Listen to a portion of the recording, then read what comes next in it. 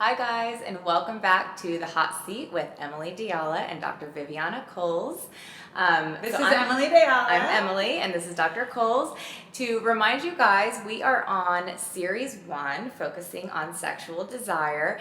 And in the last episode, we talked some about the differences between male and female sexual desire. And in today's episode, we're going to peel back another layer and go a little more in depth to look at what we see more specifically with our clients, what questions they're asking when they call in, The problems that they're having with their desire discrepancy. So just as a recap, we consider desire discrepancy the idea that you will have a partner who has a lower sexual desire than the other partner, and just that difference is considered the desire discrepancy. So we're going to have some people who have really large desire discrepancies and others who have smaller ones, but either way, the people that are coming to see us are having trouble navigating that difference. Today, I think one of the things we should start off with is, when does it become unmanageable? When does that little difference or that large difference just kind of go over and boil over? You know, they say that when sex is going poorly in a relationship, that it can account for about 85% of your attention, and when it's going well, it accounts for maybe 10-15% of your attention. When it's going well, it's going well, and when it's not going well, it is huge. Yeah, yes, exactly. So I think couples, when they feel like it's spilling over into other parts of their relationship, when they're feeling that tension on like a day-to-day basis, and especially when they're starting to resent each other, that can show up a lot in communication. Right. Some of the things that my clients will tell me is that, I feel like we can't talk about anything without it turning into a fight. Or I feel like anytime, he wants to kiss me, I feel like it's going to lead to sex, and that gets me, feeling this pressure. Right. So a lot of talk about feeling pressured. And so it's like, and then that just widens the gap even more because there's a complete shutdown at that point. All of a sudden, a simple kiss goodbye or hello is off of the plate. Right, and it can create like a fear reaction that, oh my God, if they lean over to kiss me, they're gonna want sex. And so they'll pull back, and then again, the gap really widens. Or I really want to sit next to them on the couch because I want my feet rubbed, but I know that always leads towards something else, and I don't want to give them the wrong idea, so I'm just not gonna sit next to them on the couch anymore. Exactly. And these little simple things that were part of their, relationship habits turn into a source of tension, stress, and as we talked about before, stress and tension is one of the biggest libido killers. So what we try to do is move that out. And definitely some of the other things that we hear are the idea that you mentioned resentment. That's a big one. That is an emotional and relationship killer. Definitely. So the resentment can show up in other ways. It can show up with having little biting remarks.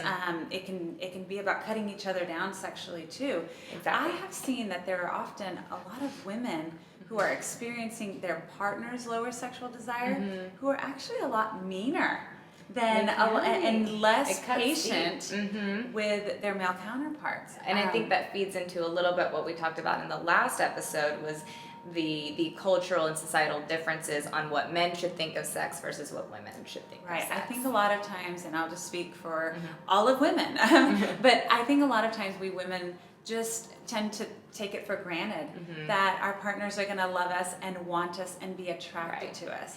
The other thing I notice a lot is that when someone in a relationship is rejected consistently for sex, eventually they'll stop trying. Right, because why hit your head up against a brick wall over and over again? And so that's often, I think, when couples will finally pick up the phone to call us, because they'll say, well, my partner doesn't initiate sex anymore. They don't even try. And a lot of times when I start to ask them the questions, I find that, the rejection has happened so often that now they're scared. Well, and it may not come from a conscious place. Right. They may not decide, I'm going to actively reject my partner to show them a lesson and show them how it feels. No. It comes from a place of, hey, if I don't want to be frustrated all the time and gain more and more resentment towards my partner, then I'm going to back off and try to take care of my needs and sometimes even stifle them. And that can turn into long-term sexual dysfunction, which I'm sure we'll talk about in another series. Exactly. Let's talk a little bit about expectations, because it's something I like to address in the first session with my clients, because I often find that their expectations are way too high. I don't know why. They still expect me to have like a magic wand in my cabinet. It's in the back, right? Yeah, exactly. They're waiting we're still working on developing the magic wand. But in the meantime, it is important to have reasonable expectations. I always tell clients, you didn't get where you are overnight. You're not going to get where you want to be overnight. As we mentioned before, desire is complicated, so it is important to take a look. Factors. There are so many different And when factors. we talk about these expectations, we're talking specifically about your expectations for coming into therapy, resolving these issues. And I do think, if we can speak freely here, which I think we can, sometimes they do expect an overnight change. Oh, they do. And I say, look, if there was an overnight change, there'd be a book written about it and I'd be out of business by now. Exactly. We wouldn't be seeing couples. Right. But I think that one thing that we will do, especially during that first session, is ask them about what they've already done. Yeah. Because if you've already tried certain things, we're not necessarily going to ask you to do the same thing again the exact same way. We'll also find out where your strengths are in that point. Because you've probably tried things for years now. Exactly. We want to make sure that we're not going to go down that same route. We want to get you to a different place faster so that y'all can gain a lot of confidence in yourselves as a couple to overcome these issues. So it's definitely a collaborative process. Definitely collaborative. And I would say if you're listening and you feel like you're identifying with some of the things that we're talking about today, don't wait another year to pick up the phone and call, because that's when couples, the longer you wait, the harder it is to overcome the issue. Sometimes we have couples that come in within a few months of being married. We have couples who come in within 20 years of being married, and it does make a big difference. So today we're going to challenge you. We've got the hashtag hot seat. Your new challenge is to let us know what the most fun non-sexual foreplay is for you. Non-sexual. So my favorite non-sexual, I'll say that again. My favorite non-sexual foreplay is ... Fill in the blank. And give us the hashtag hot seat, and we'll take a look at it and share some really exciting ideas that y'all have as viewers. And we'll see you in another episode. Thanks for joining us.